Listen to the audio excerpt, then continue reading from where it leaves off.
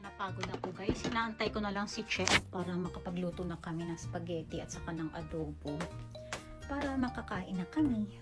Na-prepare ko na din guys yung mga ingredients para sa spaghetti. Para pagdating ni Chef, magluluto na lang siya.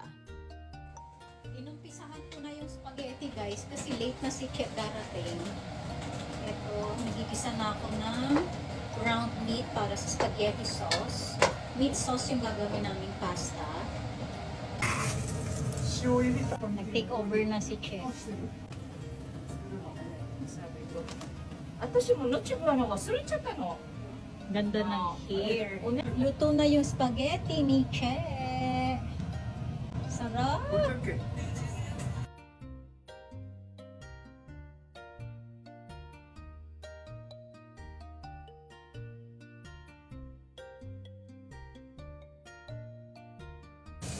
Grabe, 2 beses nagluto ng spaghetti. Second batch. Naubos agad ang first batch.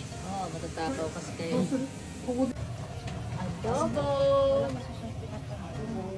Nagluto ulit ng spaghetti kasi yung una naubos na. And then, nagluto din si Chen ng mixed adobo.